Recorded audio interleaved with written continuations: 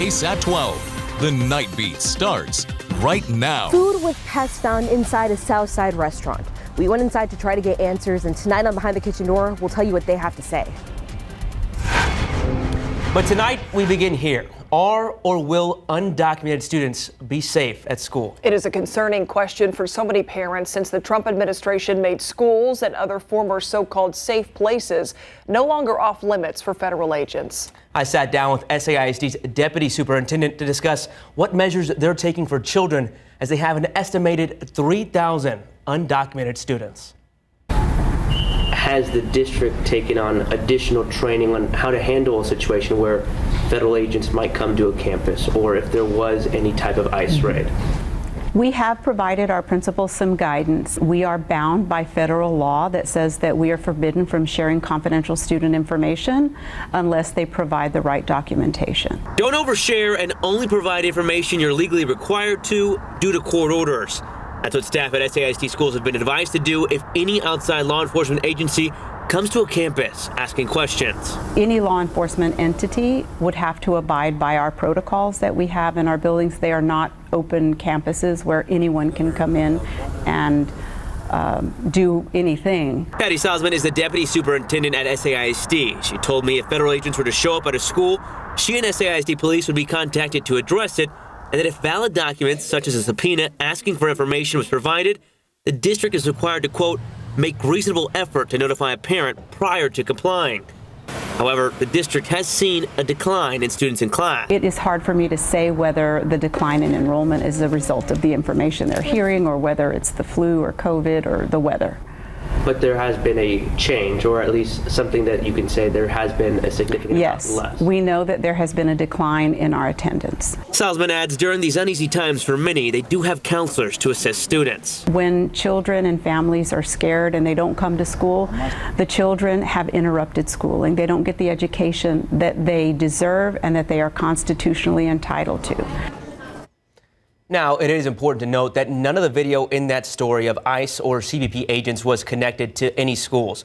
However, there was federal agents at SAISD's Crockett Elementary recently, but Salzman says that happened on a Sunday and that multiple units just parked at the school without district permission.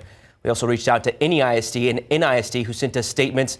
NEISD's reads in part, the San Antonio Field Office Director for ICE Enforcement and Removal Operations said that his team has no intention of targeting sensitive locations unless an especially dangerous criminal is inside. If ICE does execute a warrant at one of our campuses, we will promptly alert parents to ensure against misinformation. NISD's statement reads in part, when necessary, NISD will consult with counsel regarding immigration matters that include subpoenas or other law enforcement agency requests. What's going on with the forecast, Shelby? Well, it's a little dry, at least here in South Central Texas after the rain we saw this morning, but our temperatures still sitting about average, but already starting to see temperatures decrease into those 40s and 50s, sitting at 50 degrees in San Antonio right now, 41 degrees in Kerrville, and areas in the hill country are going to continue to have temperatures throughout the next few hours dip into those 40s, but after the rain we saw, we are seeing more drier conditions, and that's really going to set the precedents for some chances of near critical fire weather in areas of West Texas, and it's still going to continue to be dry as we head throughout the next few days, and that humidity doesn't really start to arrive until Sunday and Monday when we have our next chances of some rain showers arriving next week. But otherwise, tomorrow is when we start to see those temperatures really arrive into those 70s and those clear skies really start to set in with that sunshine, allowing for our temperatures to warm up not only tomorrow, but also as we head closer into the weekend and even some 80s next week. And I'll go over the forecast of what you can expect for your temperatures coming up in just a bit, guys. At this point, we don't believe there are any survivors from this accident. Not sure how to process it. Oh, shoot, I'm sorry. In memory of those who have lost their lives, in honor of the families that are grieving, I'm asking that we come together. As one nation, we grieve for every precious soul that has been taken. I put safety first. Obama, Biden, and the Democrats put policy first. The FAA's diversity and inclusion hiring plan, which says diversity is integral to achieving FAA's mission of ensuring safe and efficient travel? I don't think so.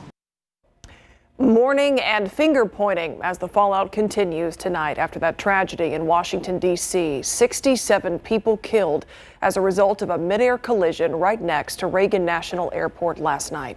It is the deadliest U.S. disaster in almost a quarter century. An Army helicopter on a training flight and an American Airlines flight from Kansas crashed into each other as the plane was about to land at DCA. That plane was carrying 60 passengers and 4 crew members, including athletes returning from the U.S. Figure Skating Championships. 3 soldiers were on board the helicopter. Investigators say that no one survived this crash. We know that 40 bodies have been recovered from the icy Potomac River. Tonight, as we wait for answers about what caused this crash, it is important to note that both black box flight data recorders have now been recovered. Today, President Trump speculated without providing evidence that the crash was a result of diversity, equity, and inclusion, or DEI initiatives involving air traffic controllers. Other authorities scrutinizing the actions of the military pilot in that helicopter for allegedly flying into the flight path of the American Airlines plane. It will take time to get to the bottom of what caused this horrible crash. Meanwhile, the San Antonio airport is offering its condolences for families and friends of the victims tonight. In a statement, San Antonio International officials said in part, quote, "Last night's tragic event near Reagan National Airport has affected the aviation industry. We are devastated and our hearts are heavy for the American Airlines passengers and crew, the military, their friends and family in this time of great sorrow. We send our love and support to everyone, including our airport friends at DCA and ICT," end quote. New on the Nightbeat, a woman in jail tonight after a nasty dog attack. 39-year-old Veronica Elizabeth Polly is facing charges for the attack that happened this past Tuesday. It happened on Shooter Cove near Shanefield Road, just outside 1604 on the northwest side. That is where police say a pit bull attacked a man's pet. That man was able to get the pit bull off of his pet, but then the pit bull turned on him, severely injuring his lips, chin, and cheeks. Neighbors say that pit bull had actually been involved in previous attacks. A San Antonio attorney is accused of stealing more than $500,000 from children whose parents died in a murder-suicide. Karen K. Hogan was arrested today in connection to misapplying funds from the estates of Jason and Emily Evans. Kendall County deputies say the 2 died in a murder-suicide back in 2021. The Evans had 6 kids whose ages at that time ranged from 4 to 15. Records obtained by KSAT investigators show Hogan transferred money into her own account. The affidavit states Hogan isn't entitled to the funds. The money is designated for the Evans children.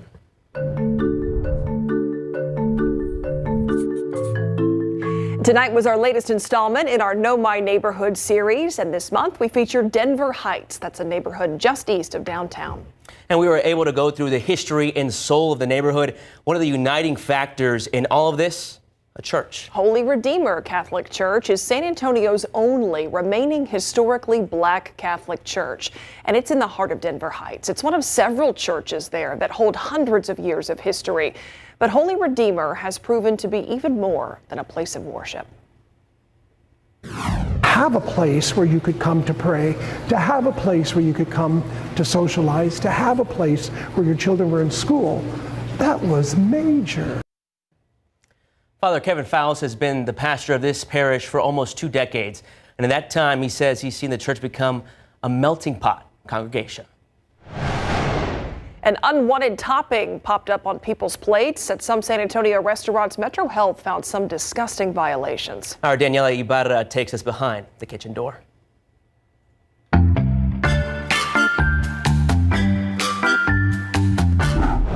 Cool, you ready? Our first stop is south on 281 at Carolina's Hacienda. It earned an 83, despite violations that could leave people with a bad taste. So we just pulled up to the restaurant, and one of the things that we noticed is that up there it says that they're under new management. An inspection report from this month shows the restaurant threw out a laundry list worth of food. Several cold foods were too warm. But what we really wanted to know about is the pests the inspector found in people's food. There's some major issues in here. Yeah, well, we fixed them right here. She told me that, the inspector told me that I don't have to answer anything, that these are, you can read it right here. Okay. And that's all. But I mean, the inspector found food with pests in it. Here you go. You could read it right here. So you don't want to tell anything to your customers? Here you go. This is all I could say. Okay, because there's also food found in t-shirt bags. You guys have to throw out a lot of food because it was over the temperature. Yeah, like I said. Here you go. So you don't want to answer any questions about it? No, because I don't have to. That's what she told me. While talking to this employee about if new management is a result of the report, another jumped in. He said that before you come in, you should ask if you could record.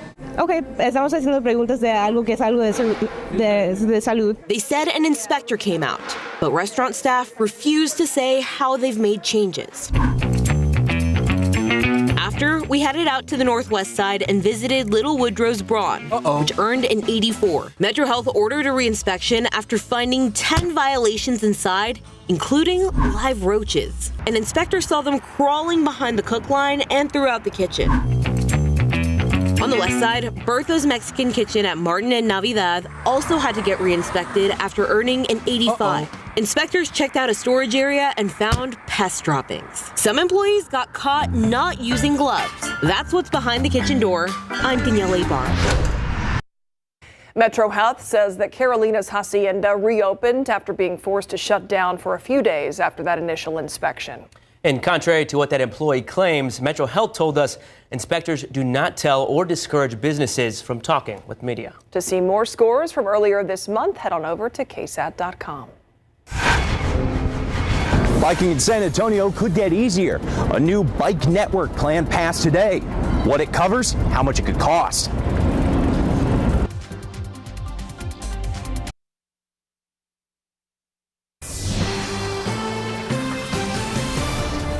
San Antonio has a new roadmap for building a more bikeable city. City Council approved a new bike network plan today. At its core, it's a framework for how to develop safe routes for cyclists to get around the city. Garrett Berger talked with cyclists who are ready to see this plan get on the road. You could cycle to Detroit on the more than 1,700 miles envisioned in San Antonio's new bike network plan. Well, the plan is more focused on allowing you to bike to H-E-B. It's for people who want to ride. It's for mothers and children and elderly. An online map shows the full vision that's been 2 years in the making. A web of connections, adding on to the more than 600 miles the city already has. To do it all would take 25 years and billions of dollars, some of it local matching funds. We have projects identified that tell us this is the best bang for your buck, so we'll go ahead and submit that application. As they are, San Antonio streets aren't particularly friendly for bicyclists. The city was made for cars, and a few years ago, it was ranked the 16th deadliest city for cyclists. I've been run off the road. You know, I can count on about two hands how many times I've had some pretty scary incidences. And not every project will look the same. You can go anywhere from painted bike lanes on the roads all the way to shared use paths. They have the map, but we'll see if it gets followed. Now it's our job to keep their feet in the fire and build it for future city councils from now to make sure they implement it. Garrett Berger, KSAT 12 News. Hard to believe, but a 4.5 magnitude earthquake near Falls City last night was felt 44 miles away right here in San Antonio. Definitely not something you see every day or even feel, so we decided to go straight to the epicenter to talk with people about what they felt. Take a listen. I was at home when it happened. I was actually on the phone with somebody, and they asked me the same, did you feel that? And I was like, oh yeah, I felt it. They were just saying how it was shifting couches, beds, everything, and just alerted everyone, almost as if someone was literally like shaking their home, like something hit or impacted their home. Even people out by UTSA's main campus, far northwest side, were posting on social media that they felt that last night, Shelby. I saw a report of someone near Austin feeling that earthquake too, and that wasn't the only one. So yes, the main earthquake shake was at that 4.51, but there were some aftershocks too, and that one was also a 2.1 near Stockdale. But otherwise, yes, we had some earthquakes in South Central Texas. The main 4.5 magnitude one was 12 miles east-northeast of the Falls City around 9:26 p.m. last night, and that was the main earthquake. And then we had the aftershock. That one was near Stockdale, just 10.5 miles southeast of Stockdale, and that one was around 1:17 a.m. this morning, as well as the USGS reported. Now, Some people woke up to some earthquakes. Other areas woke up to some rain and some thunderstorms. Now, for the rain totals, we didn't expect a lot in San Antonio, and we didn't receive a lot in San Antonio either, maybe 1/10 of an inch of rain in just on the west side. But as you headed north near Austin or even near New Braunfels, we saw just over 1/4 of rain, and even near Bernie and Comfort, Texas, we saw anywhere from 1/2 an inch to just about short of 2 inches. And that really tells you where those heavier rain bands set up in South Central Texas. Now, the good news is after the dreary and rainy week we get a little bit of relaxation this weekend with sunshine, but we do have more chances of some rain showers on Tuesday, Wednesday, and Thursday, and I'll get to that in just a second. But we've received not a lot of rainfall. Right now, we're just under 1 inch of rainfall for the month of January, where we're supposed to be almost 1 inch more, just shy of 2 inches, compared to our last year's rainfall in January, almost 7 inches of rainfall last January. But we're going to continue to stay dry in Texas. As you can see, other areas near the Great Lakes still going to stay on the wetter side for some precipitation, and they're still receiving some precipitation in areas near Indiana and the Ohio River Valley, whereas for us in South Central Texas and the Alamo City, we're just battling some cloud coverage and some slightly breezy winds because of that low pressure system moving through. But the good news is tomorrow we are expecting sunny skies for us in South Central Texas, still having our temperatures warm up into those 70s, having some slightly breezy winds out of the northwest. But otherwise, our warmer temperatures are going to continue to stick around for not only in Texas, but also for the south and the southeastern part of the country, as we're getting not only above average, but well above average temperatures for us in Texas and even for most of us across the United States. And you can really see that here on the 7-day forecast. Sunny skies on Friday, Saturday, Sunday, and that's going to allow our temperatures to warm up into those mid 70s and even into those upper 70 degrees on Monday. But then we start to see some cloud coverage arrive, and with that, we get that humidity back in the atmosphere, as well as that chances of some rain showers on Tuesday and Wednesday, ending the sunny skies and those warmer weekends for us in Texas. But otherwise, it's going to be a beautiful weekend, so go out and enjoy it before we get the cloud coverage returning. Yeah, that sunny weekend looks nice. Thank you, Shelby. You know, people have been talking about the aftershocks of the earthquake felt. What might not be a shock and what also is not groundbreaking information is that Wemby is an all-star, and now he's voted one. Yeah, he's voted one, and it's probably even cooler the way it happens because it was the head coaches in the NBA that voted it in, and that's always a pretty cool honor for these players. Victor Wembanyama is an all-star. We'll tell you some of his numbers that made him one, and San Antonio FC is preparing for a brand new season coming up.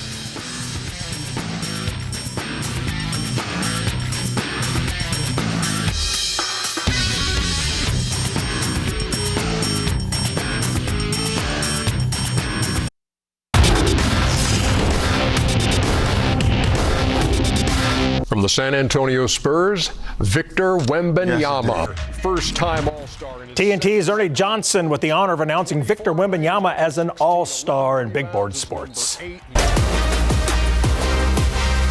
As expected, Victor Wembanyama was selected as an NBA All-Star Western Conference Reserve, as voted on by the league's head coaches. At 21 years old, he's the youngest All-Star in San Antonio franchise history. Wembanyama has played and started in 38 games this season, averaging 24.5 points, 10.8 rebounds, 3.95 blocks, 3.8 assists, and 1.10 steals in 33.2 minutes per action. So during the Spurs' 128-116 loss to the Clippers last night, Wemby, the All-Star, had to be held back from charging Clippers center Ivica Zubac, who shoved Wemby from behind, knocking him down to the court. Now, Wemby got up and charged, but Spurs security stopped him. This all started at the other end when Zubac wanted a foul called on Wemby right there, and he didn't get it. Now, Victor isn't happy with the lack of calls he's getting, he says, but he also knows taking matters into his own hands can be tricky. It's a hard thing, to fight because it feels unfair sometimes, There is some stuff I have to do to help myself, First of all, being strong and not bailing out shots, but also there is some work to do, like talking to the ref, of course, explaining myself. For me, it doesn't feel like it's something I should influence. You know, it's like I'm a basketball player. I'm here to play. Yeah, this is why it's frustrating. You know, it's not my job to do politics. And the Spurs will next host the Milwaukee Bucks tomorrow night at 7. The Spurs, along with Self Financial, hosted a Spurs Her Time to Play basketball clinic for a group of young female athletes and a corresponding financial education workshop with their parents and guardians tonight. Julian Champagny and Keldon Johnson helped to lead the private clinic, which was held at the team's former practice facility. I think it's a great opportunity. You know, we play all this basketball and we do all this stuff, but I think the best thing for us is to come back and give out to the community. I say the same, you know, just giving back to the community in general and the next generation of young players that's coming up, especially the young ladies. Spurs Her Time to Play proudly champions young women by breaking barriers and creating inclusive opportunities to succeed in basketball. Time now to meet more 2025 San Antonio Sports All-Star Basketball Game players. These young men and women will represent San Marcos, Marshall, Steele, and Warren High Schools. It's awesome to get an All-Star nod. It feels great, and I feel honored to be selected. What's it mean to you to represent Steele? It means a lot to me, like especially since it's my senior year, just like repping them. It just means a lot. I'm just excited. What do you love about basketball? Just playing with my teammates and competing against other teams. I love competing. It means the world. Yeah, it means the world. Okay. What do you love about basketball? Oh, hooping. I love hooping. I grew around it, so it's just something I was born into. A great accomplishment to me. I mean, I feel like I worked hard for it, and I'm very proud of myself. What kind of hard work goes into being an All-Star? I mean, just being in the gym, grinding every day, you know. I've been playing. I started late, started when I was 12, but I've been grinding ever since. It means a lot to me, you know, just excited to play, you know. And you're going to be in the game with two of your teammates as well. Tell me about that. It's fun to play with two guys, you know, that, you know, just know so much about, so it's going to be fun. It means a lot to me. All my work I put in, it just means a lot. Tell us about that hard work that maybe some people don't see. I mean, just countless hours in the gym, and you know, when no one's there, I'm just shooting. It's like therapy to me almost. You can watch the All-Stars Sunday, March 23rd at Northside Sports Gym starting at noon on KSAT 12. SAFC is back to work after the break.